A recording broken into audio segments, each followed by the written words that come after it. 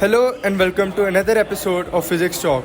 I am your host Shumail, and today we are going to dive into a very charged topic, Gauss's law. Gauss's law is one of the elegant law in electromagnetism. आज मेरे साथ मेरे दोस्त रामिक, उज़ैर और उस्मान हैं. Let's break down some theory. क्यों नहीं Shumail.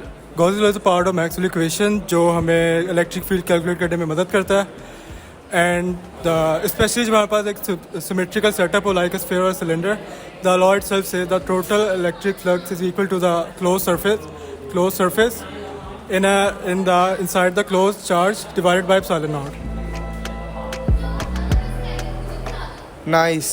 For our listeners who aren't math nerds, what's electric flux exactly? Electric flux को आप ऐसे सोचो जैसे कि सरफेस के थ्रू पास होने वाली इलेक्ट्रिक फील्ड लाइंस. जितनी ज़्यादा लाइंस उतना ज़्यादा इलेक्ट्रिक फ्लक्स. अगर जो चार्ज होगा वो पॉजिटिव होगा तो इलेक्ट्रिक फील्ड लाइंस बाहर की तरफ आएंगी, और अगर चार्ज नेगेटिव होगा तो इलेक्ट्रिक फील्ड लाइंस अंदर की तरफ अट्रैक्ट होंगी. हाँ, तो अब हम इसको विजुअलाइज करने की कोशिश करते हैं. तो अब ऐसे सोचो कि एक स्फीयर है, सही है, वो सिमेट्रिकल है. तो जब उसके अंदर पॉजिटिव चार्ज होगा ना, तो जो उसमें से लाइंस आएंगी बाहर, फील्ड लाइंस जो होंगी वो होंगी सिमेट्रिकल होंगी. इसको हम गॉसियन सरफेस भी बोलते हैं. तो इससे ये होगा कि हम आराम से उसका जो भी इलेक्ट्रिक फ्लक्स है वो इजीली कैलकुलेट कर लेंगे. So it simplifies the calculation of symmetrical system.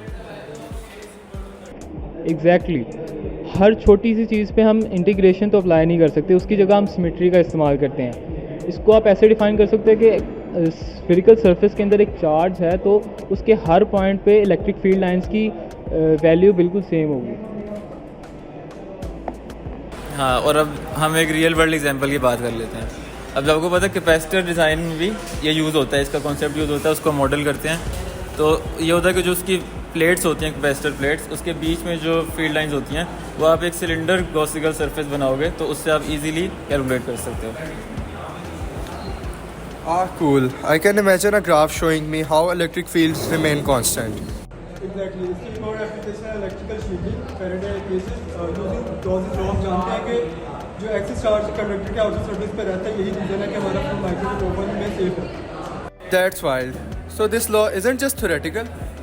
Yeah, it's definitely not just theoretical. और इसमें एक और चीज़ भी होती है कि जो आप देखते हो ना टीवी और सैटेलाइट्स में जो केबल्स यूज़ होती हैं, उसमें भी इंजीनियर्स को ये हेल्प करता है लॉ मॉडल करने में, जो इलेक्ट्रिक फील्ड लाइन होती हैं. तो इसके बहुत यूज़ केसेस हैं रियल लाइफ में और इस प्रैक्टिकलिटी में.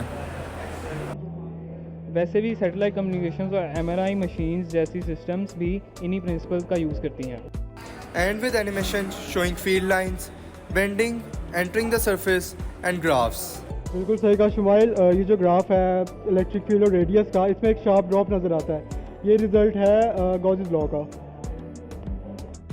भूलना मत, नॉन कंडक्टर्स जैसे यूनिफॉर्मली चार्ज स्फीयर्स में इलेक्ट्रिक फील्ड इंटेंसिटी रेडियस के साथ इंक्रीज़ करती है.